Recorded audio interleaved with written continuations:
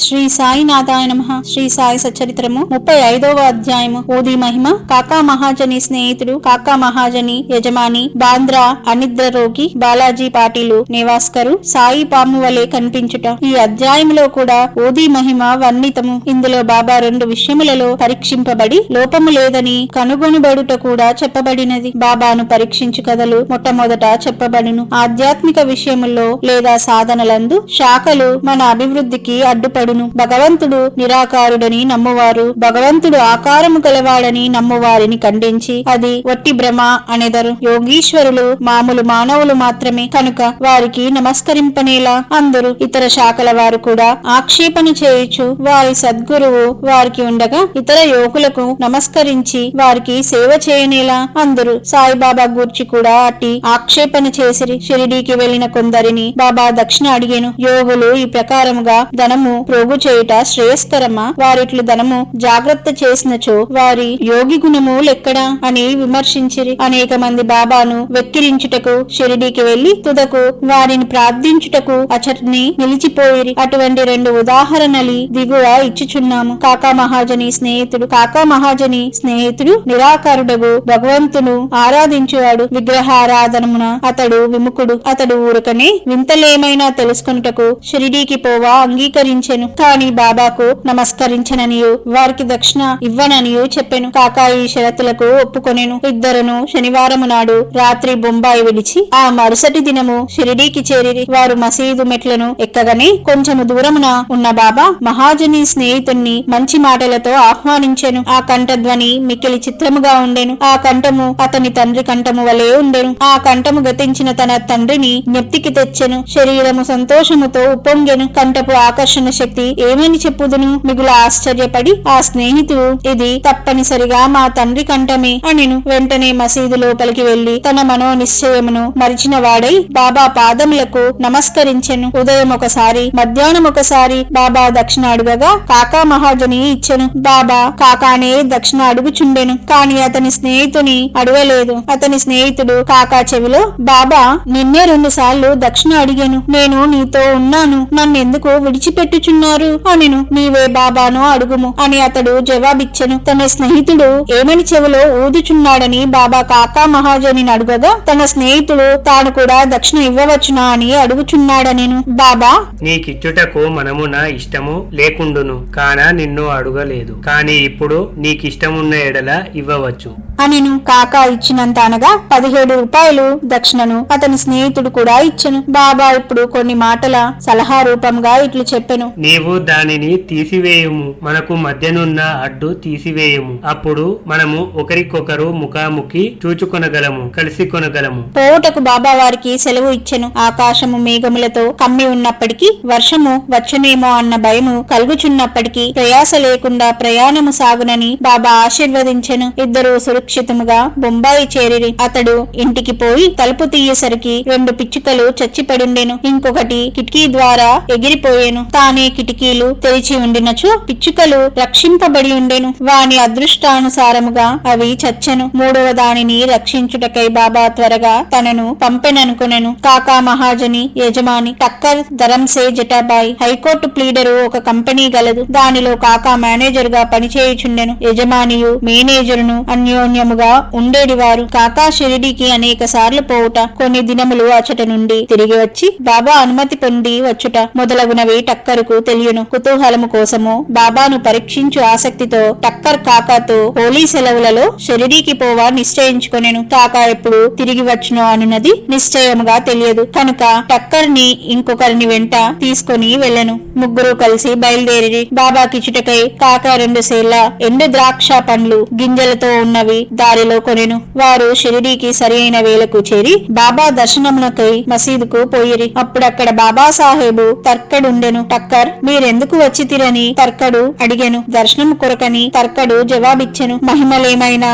జరిగినవా అని టక్కర్ ప్రశ్నించెను. బాబా వద్ద ఏమైనా అద్భుతములు చూచుట తన నైజం కాదనియు భక్తులు ప్రేమతో కాంక్షించినది తప్పక జరుగుననియు తర్కడ్ చెప్పెను. కాక బాబా పాదములకు నమస్కరించి ఎండు ద్రాక్ష పండ్లను అర్పించెను. బాబా వానిని పంచిపెట్టుమని ఆజ్ఞాపించెను. టక్కరుకు కొన్ని ద్రాక్షలు దొరికెను. అతనికి అవి తినుటకు ఇష్టము లేదు. ఎందుచేతననగా తన వైద్యులు కడిగి శుభ్రపరచనిది ద్రాక్షలు తినకూడదని సలహా ఇచ్చిచుండెను. ఇప్పుడు అతనికి అది సమస్యగా తోచెను. తనకు వానిని తినుటకిష్టం లేదు, కాని బాబా తినుటకు ఆజ్ఞాపించుటచే పారవేయలేకుండెను. పారవేసినట్లయితే బాగుండదని వానిని నోటిలో వేసుకొనెను. గింజలనేమి చేయవలెనో తోచకుండెను. మసీదులో గింజలు ఉమ్మివేయుటకు జంకుచుండెను. తన ఇష్టమునకు వ్యతిరేకముగా తుదకు గింజలు తన జేబులోనే వేసుకొనెను. బాబా యోగి అయినచో తనకు ద్రాక్ష పండ్లు ఇష్టము లేదని తెలియదా? బాబా వానినెలా బలవంతముగా ఇచ్చెను? ఈ ఆలోచన అతని మనసున తట్టగానే బాబా ఇంకను మరికొన్ని ద్రాక్ష పండ్లు ఇచ్చెను. అతడు వానిని తినలేదు, చేతిలో పట్టుకొనెను. బాబా వానిని తినమనెను. వారి ఆజ్ఞానుసారము తినగా వానిలో గింజలు లేకుండెను. అందుకతడు మిగుల ఆశ్చర్యపడెను. అద్భుతములు చూడలేదనుకొనెను. కాన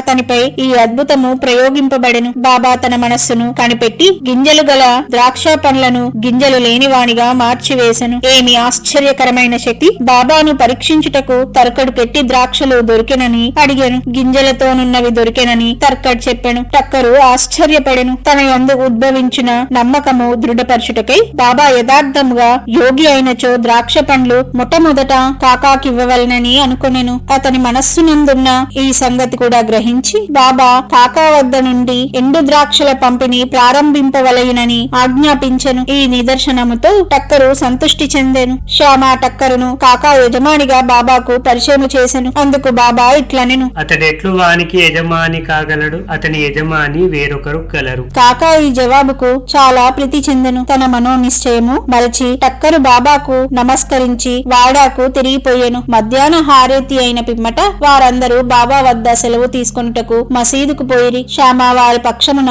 మాట్లాడెను. బాబా ఇట్లు చెప్పదొడంగెను: ఒక చెంచల మనస్సు గల పెద్ద మనుషుడుండెను. అతనికి ఆరోగ్యము ఐశ్వర్యము కూడా ఉండెను. ఎట్టి విచారములు లేకుండెను. అనవసరమైన ఆరాటము పైన వేసుకుని అక్కడక్కడ తిరుగుచు మనశ్శాంతి పోగొట్టుకొనుచుండెను. ఒక్కొక్కప్పుడు భారములన్నీయు వదిలివేయుచుండెను. మరొకప్పుడు వానిని మోయుచుండెను. అతని మనస్సునకు నిలకడ లేకుండెను. అతని స్థితి కనిపెట్టి కనికరించి, నేను నీకిష్టము వచ్చిన చోట నీ నమ్మకము పాదుకొల్పుము, భ్రమించదవు, ఒకే చోట ఆశ్రయించుకొని నిలకడగా నుండు అని చెప్పి తిని. వెంటనే టక్కర్ ఇది అంతయు తన గూర్చి అని గ్రహించెను. కాకా కూడా తన వెంట రావాలననుకొనెను. కాని కాకాకు అంత త్వరగా షిరిడీ విడిచుటకు ఆజ్ఞ దొరుకునని ఎవ్వరూ అనుకొనలేదు. బాబా దీనిని కూడా కనుగొని కాకాను అతని యజమానితో పోవుటకు అనుజ్ఞ ఇచ్చెను. ఈ విధముగా బాబా సర్వజ్ఞుడనుటకు టక్కరుకు ఇంకొక నిదర్శనము దొరికెను. బాబా కాకాను 15 రూపాయలు దక్షిణ అడిగి పుచ్చుకొని అతనికి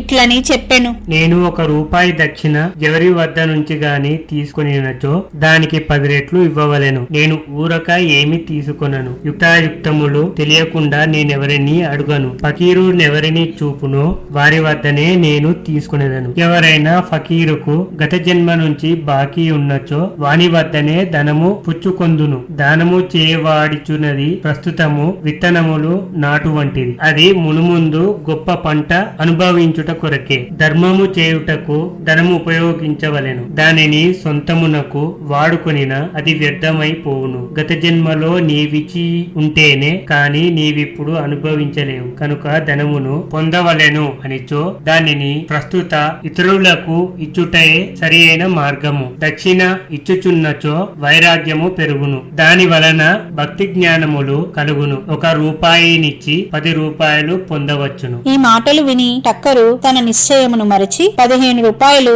బాబా చేతిలో పెట్టెను. షిరిడీకి వచ్చుట మేలైనదనుకొనెను. ఏలన అతని సంశయములన్నీ తొలగెను. అతడెంతయో నేర్చుకొనెను. అటువంటి వారి విషయములో బాబా ప్రయోగించి యుక్తి మిక్కిలి అమోఘమైనది. అన్ని బాబాయే చేయుచున్నను దేని యందు అభిమానం ఉంచలేదు. ఎవరైనను నమస్కరించినను నమస్కరించకపోయినను దక్షిణ ఇచ్చినను ఇయ్యకున్నను తనకందరూ సమానమే. బాబా ఎవ్వరిని అవమానించలేదు. తనను పూజించినందుకు బాబా గర్వించేడివారు కాదు. తనను పూజించలేదని విచారించేవారు కాదు. వారు ద్వంద్వాతీతులు. బాంద్రా అనిద్రారోగి. బాంద్రా నివాసి కాయస్థ ప్రభు కులమునకు చెందిన ఒక పెద్ద మనుష్యుడు చాలా కాలము నిద్ర పట్టక బాధపడుచుండేడివాడు. నిద్రించుటకై నడుము వాల్చగని గతించిన తన తండ్రి స్వప్నంలో కనిపించి తీవ్రముగా తిట్టుచుండేడివారు. ఇది అతని నిద్రను భంగపరిచి రాత్రి యందు స్థిరునిగా చేయుచుండెను. ప్రతిరోజు ఇట్లు జరిగి అతనికి ఏమి చేయుటకు తోచకుండెను. ఒకనాడతడు బాబా భక్తునితో ఈ విషయమును మాట్లాడెను.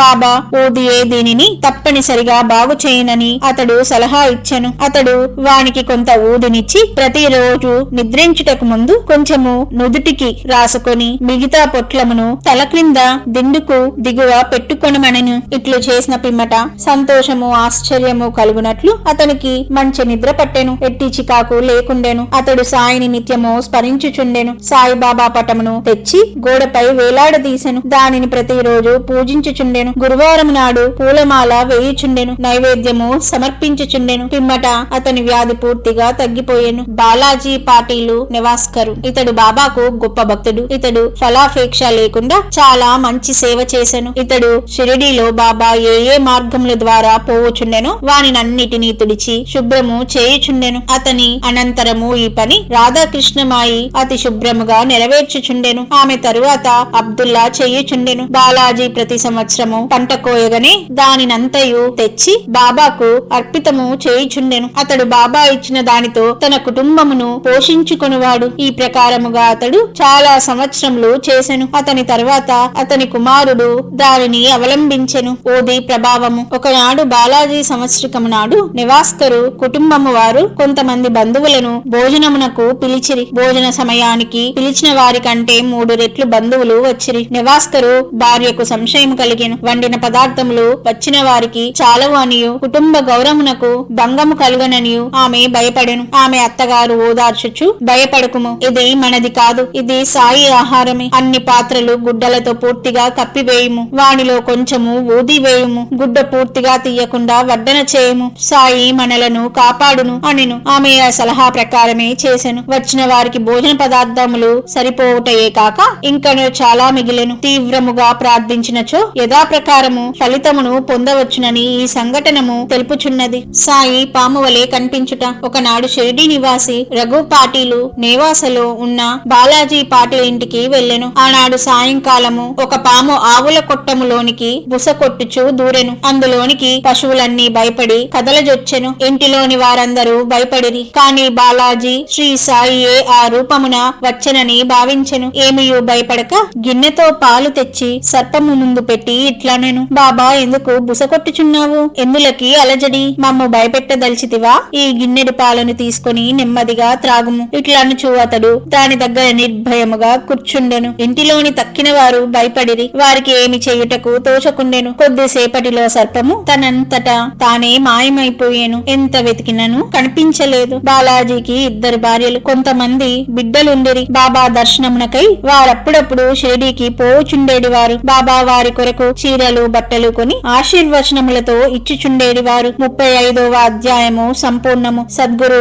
శ్రీ సాయినాథార్పణమస్తు. శుభం భవతు.